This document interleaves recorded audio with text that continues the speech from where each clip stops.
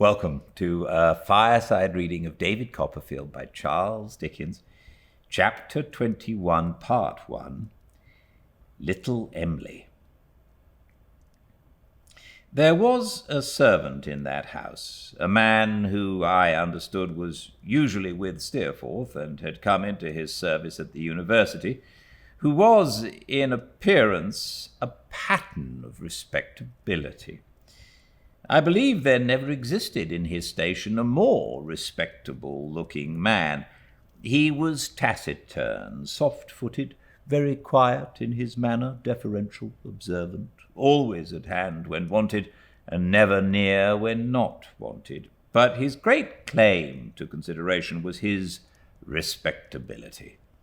He had not a pliant face. He had rather a stiff neck, rather a tight, smooth head with short hair clinging to it at the sides, a soft way of speaking, with a peculiar habit of whispering the letter S so distinctly that he seemed to use it oftener than any other man.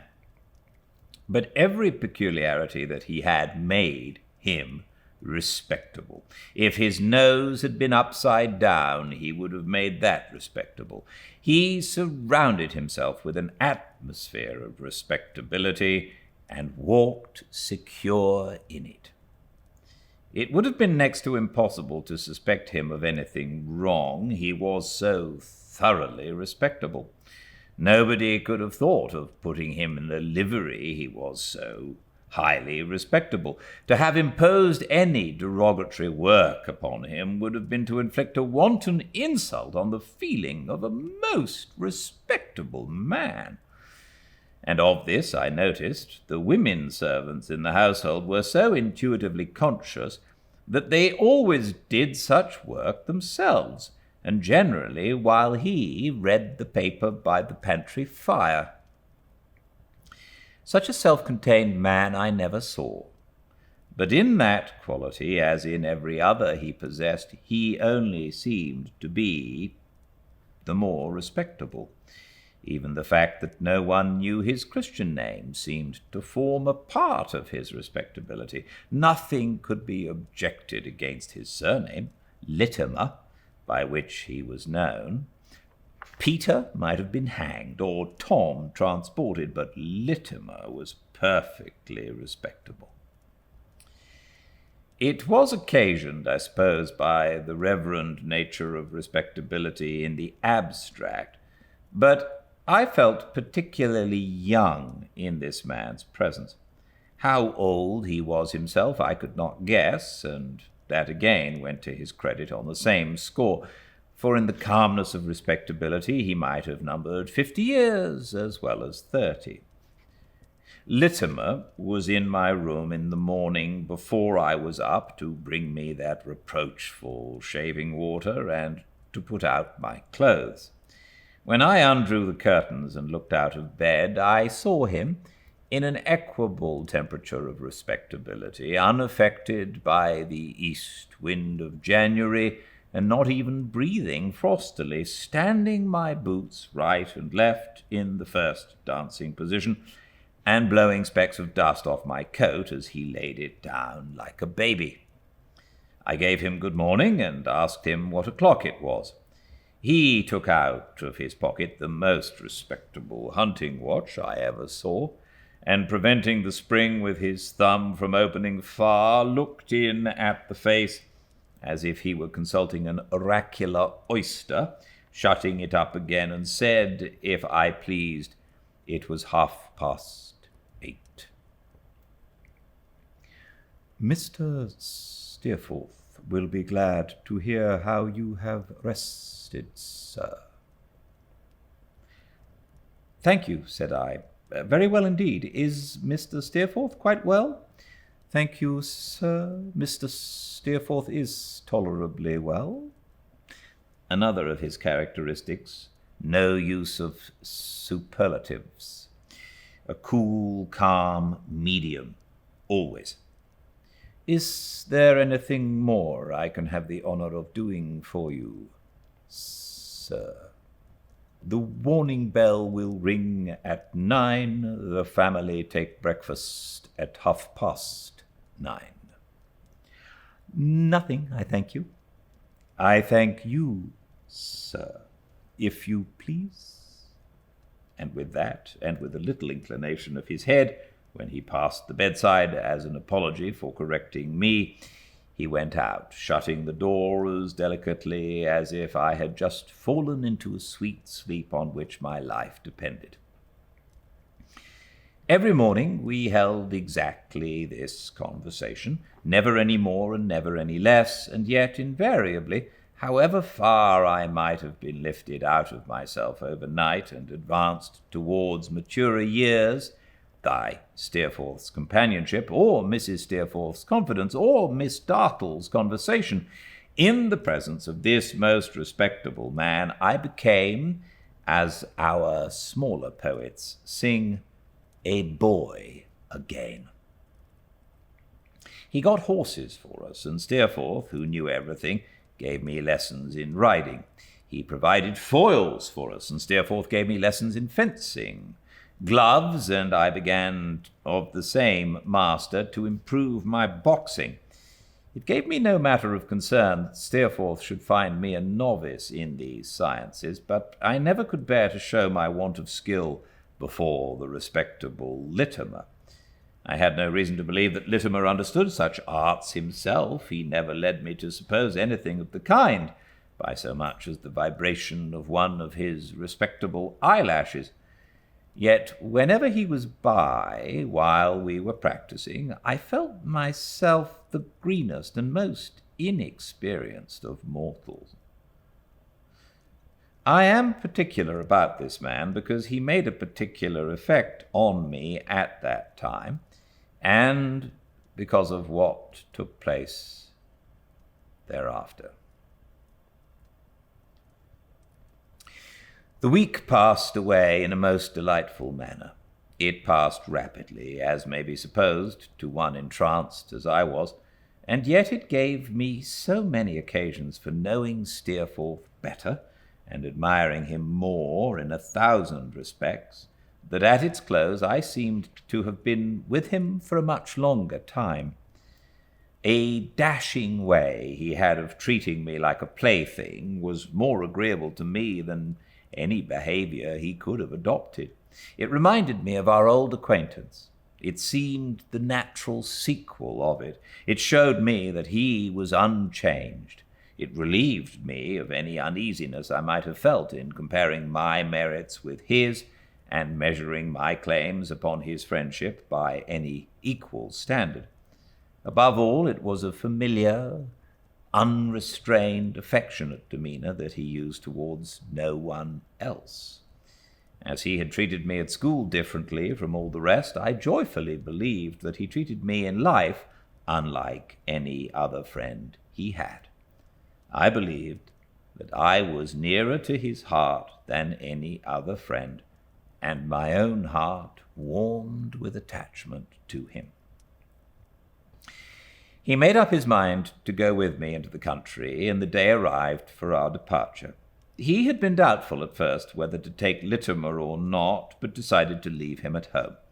The respectable creature, satisfied with his lot, whatever it was, arranged our portmanteaux in the little carriage that was to take us into London, as if they were intended to defy the shocks of ages, and received my modestly proffered donation with perfect tranquillity. We bade adieu to Mrs. Steerforth and Miss Dartle, with many thanks on my part, and much kindness on the devoted mother's. The last thing I saw was Littimer's unruffled eye, fraught, as I fancied, with the silent conviction that I was very young indeed. What I felt in returning so auspiciously to the old familiar places, I shall not endeavour to describe. We went down by the mail. I was so concerned, I recollect, even for the honour of Yarmouth, that when Steerforth said, as we drove through its dark streets to the inn, that, as well as he could make out, it was a good queer, out-of-the-way kind of hole? I was highly pleased. We went to bed on our arrival. I observed a pair of dirty shoes and gaiters in connection with my old friend the Dolphin as we passed that door, and breakfasted late in the morning. Steerforth, who was in great spirits, had been strolling about the beach before I was up, and had made acquaintance, he said, with half the boatmen in the place. Moreover, he had seen in the distance what he was sure must be the identical house of Mr. Peggotty, with smoke coming out of the chimney, and had had a great mind, he told me, to walk in and swear he was myself, grown out of knowledge. "When do you propose to introduce me there, Daisy?" he said. "I am at your disposal. Make your own arrangements." "Why, I was thinking that this evening would be a good time, Steerforth, when they are all sitting round the fire. I should like you to see it when it's snug. It's such a curious place." "So be it," returned Steerforth. "This evening."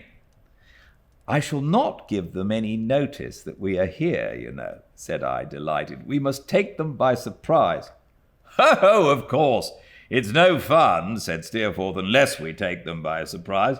Let us see the natives in their aboriginal condition."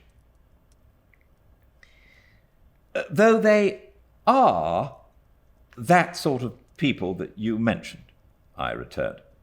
"Uh-huh. What? You recollect my skirmishes with Rosa, do you?" he exclaimed with a quick look. "Confound the girl, I'm half afraid of her.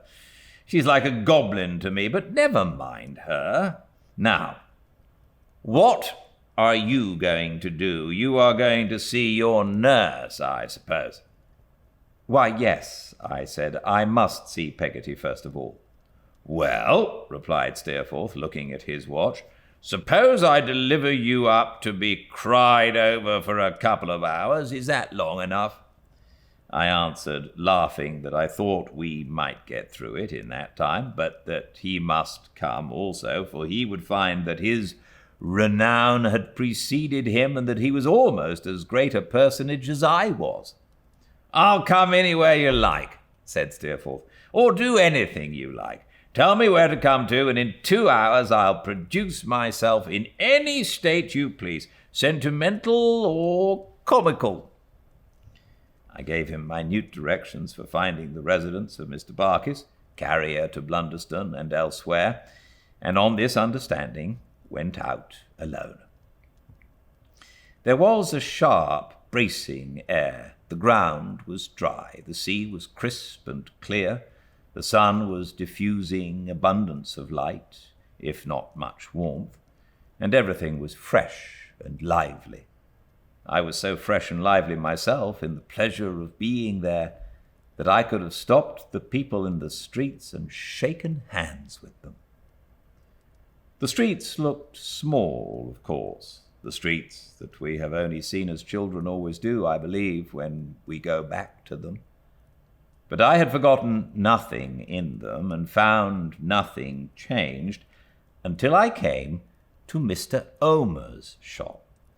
Omer and Joram was now written up where Omer used to be, but the inscription, draper, tailor, haberdasher, funeral furnisher, etc., remained as it was.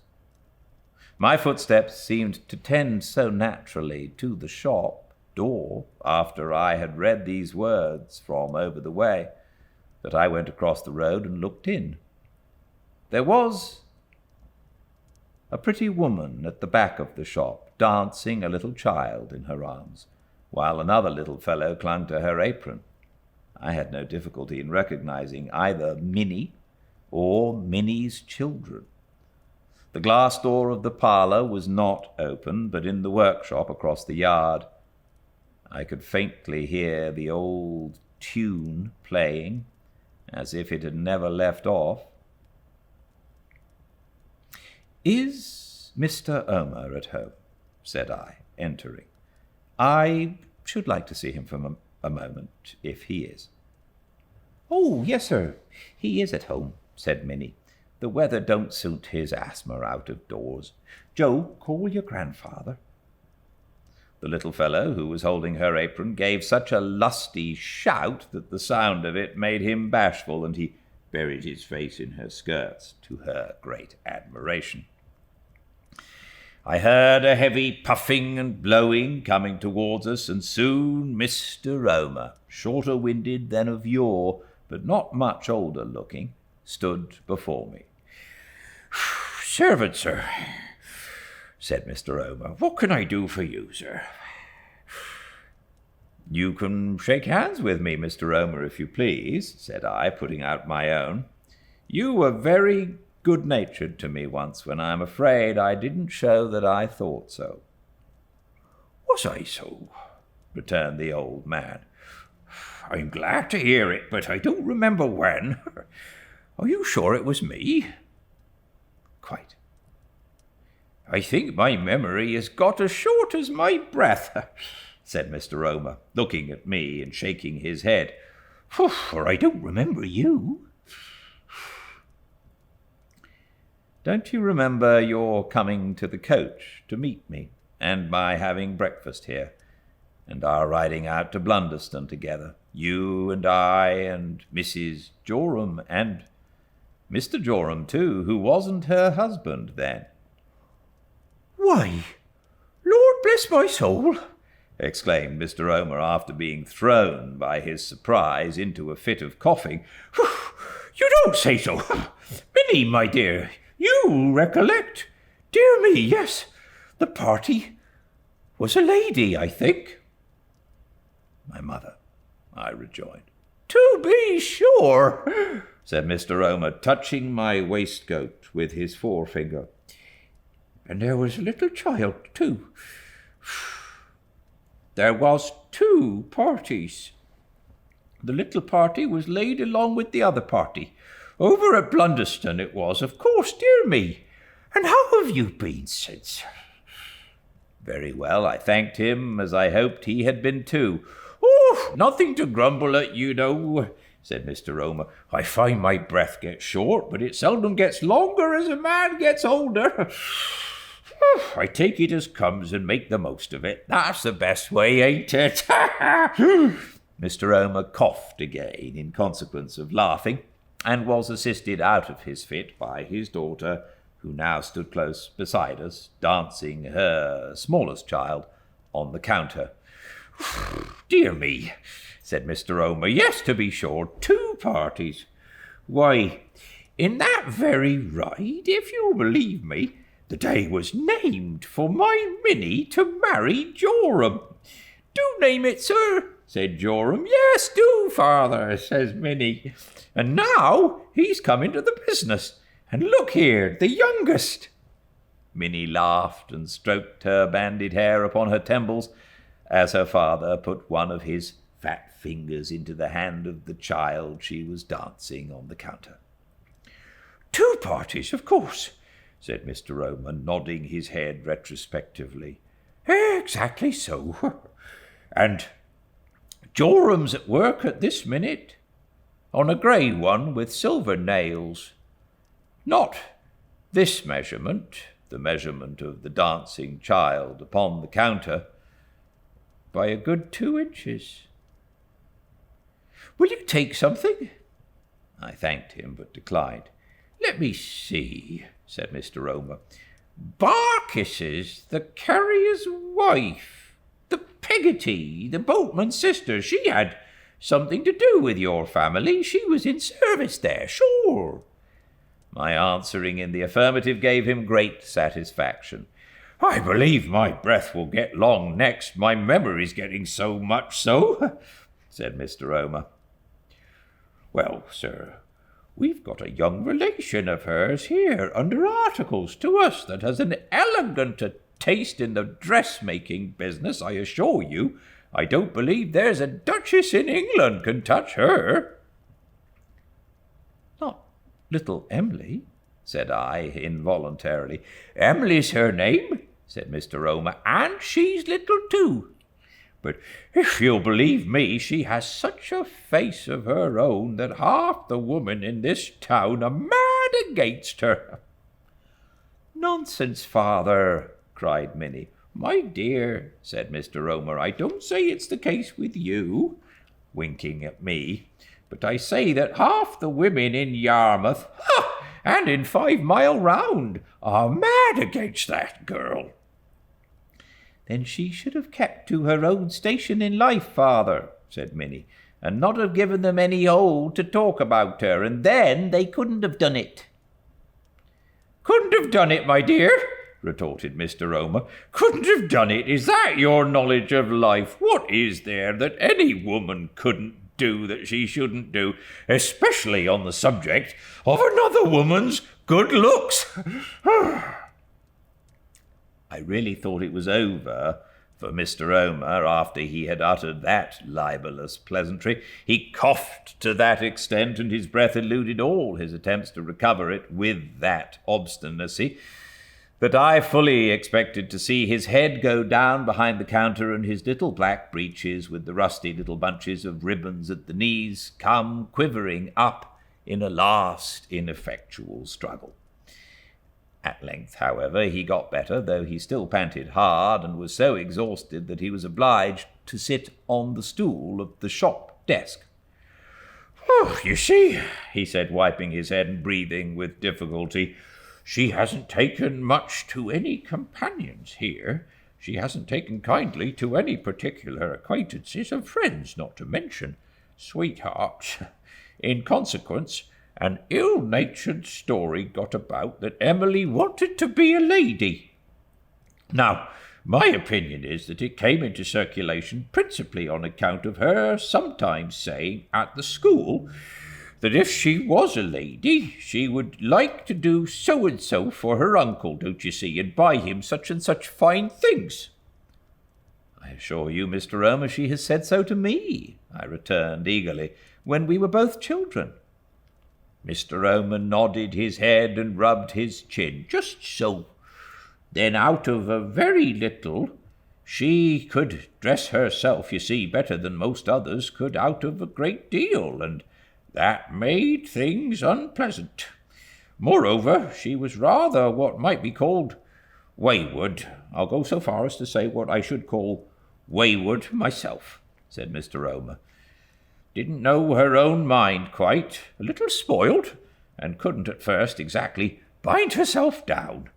No more than that was ever said against her, Minnie."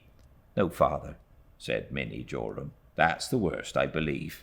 "So, when she got a situation," said Mr. Omer, "to keep a fractious old lady company, they didn't very well agree, and she didn't stop. At last she came here, apprenticed for 3 years. Nearly 2 of them are over, and she has been as good a girl as ever was. Worth any 6. Minnie, is she worth any 6 now?" "Yes, father," replied Minnie. "Never say I detracted from her." "Very good," said Mr. Omer. "That's right. And so, young gentleman," he added after a few moments' further rubbing of his chin, "that you may not consider me long-winded, as well as short-breathed, I believe, that's about all there is." As they had spoken in a subdued tone while speaking of Emily, I had no doubt that she was near. On my asking now if that were not so, Mr. Omer nodded yes, and nodded towards the door of the parlour. My hurried inquiry if I might peep in was answered with a free permission, and looking through the glass, I saw her sitting at her work. I saw her, a most beautiful little creature, with the cloudless blue eyes that had looked into my childish heart, turned laughingly upon another child of Minnie's who was playing near her, with enough of wilfulness in her bright face to justify what I had heard, with much of the old capricious coyness lurking in it, but with nothing in her pretty looks, I am sure, but what was meant for goodness and for happiness, and what was on a good and happy course. The tune across the yard that seemed as if it never had left off, alas, it was the tune that never does leave off, was beating softly all the while. "Wouldn't you like to step in," said Mr. Omer, "and speak to her? Walk in and speak to her, sir. Make yourself at home." I was too bashful to do so then. I was afraid of confusing her, and I was no less afraid of confusing myself. But I informed myself of the hour at which she left of an evening, in order that our visit might be timed accordingly, and taking leave of Mr. Omer and his pretty daughter and her little children, went away to my dear old Peggotty's.